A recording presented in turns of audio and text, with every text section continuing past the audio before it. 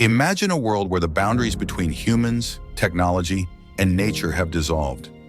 A world where we are no longer the center of existence, but one part of a complex, interconnected web of beings. This is the world that posthumanism envisions, a new framework of thought that asks, what does it mean to be human? In this video, we'll dive deep into posthumanism, exploring its key ideas, philosophical roots, and how it challenges our most fundamental beliefs about identity, reality, and existence. At its core, posthumanism is about moving beyond the human, rejecting the notion that we are at the center of all meaning. Instead, it calls for a decentering of the human and recognizes the agency of non-human entities, be they animals, ecosystems, or even artificial intelligences. Posthumanism isn't just a rejection of traditional human-centered thinking. It's a profound rethinking of who and what we are. Rooted in the idea that humans aren't the ultimate reference point in the universe, posthumanism proposes that the lines between humans, technology, and nature aren't as clear as we once thought. This view has influenced areas from philosophy and science to art and ethics. Let's start with some of the key thinkers who've shaped posthumanist thought. Friedrich Nietzsche, for example, challenged traditional ideas of human purpose and morality. He envisioned humanity as a temporary phase, always evolving towards something beyond itself. Gilles Deleuze built on this, focusing on the fluid, interconnected nature of existence, suggesting that everything, human or otherwise, is part of a larger, constantly shifting network of becoming.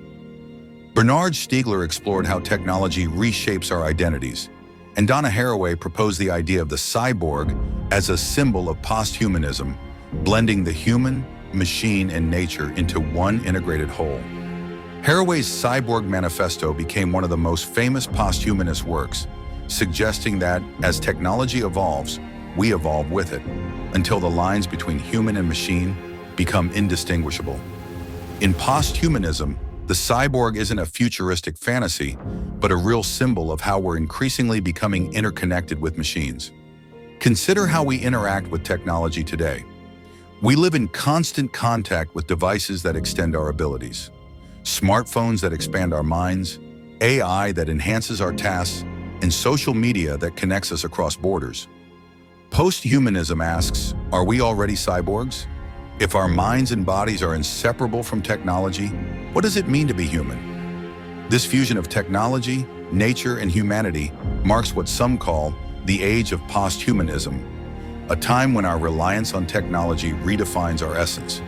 Posthumanism doesn't seek to erase human identity, but to expand it, recognizing that human existence is deeply interwoven with non-human entities and ecosystems. Where traditional humanism saw humans as separate from and superior to nature, posthumanism rejects this hierarchy. In posthumanist thought, humans are not lords of the earth, but one part of a larger ecosystem. This perspective encourages a form of ecological humility, acknowledging the intrinsic value of all living and non-living beings.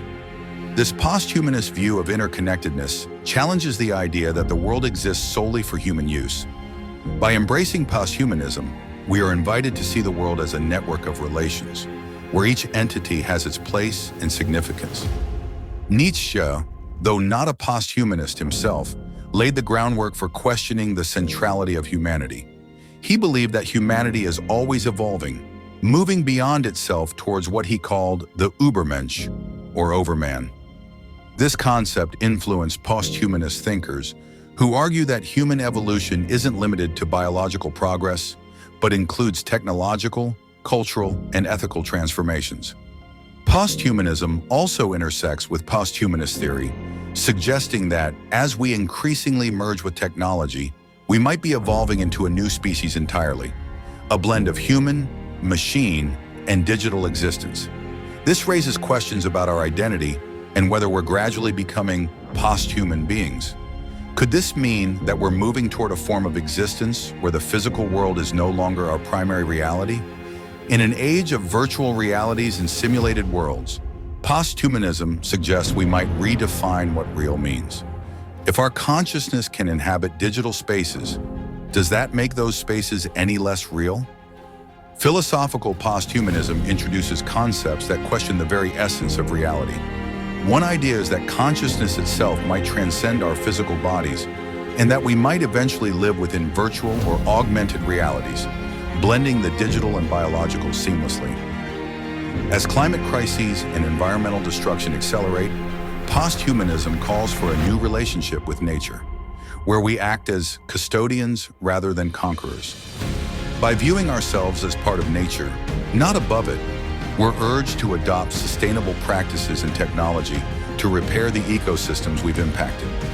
In the end, posthumanism isn't about abandoning our humanity. It's about broadening our understanding of it, seeing ourselves as a part of a larger whole. Whether through ecological responsibility, ethical AI, or deeper introspection on our technological dependencies, posthumanism encourages us to reimagine our place in the cosmos. As we look to the future, posthumanism invites us to imagine what we might become, not in isolation, but in harmony with the vast network of life, technology, and cosmic forces that surround us. The age of posthumanism challenges us to redefine our existence, to see beyond our individuality, and to embrace a new era of interconnected identity. Thank you for joining us on this journey into posthumanism. If you enjoyed this video, don't forget to subscribe to the Mind's Odyssey for more explorations into philosophy, existence, and the future of humanity. See you next time.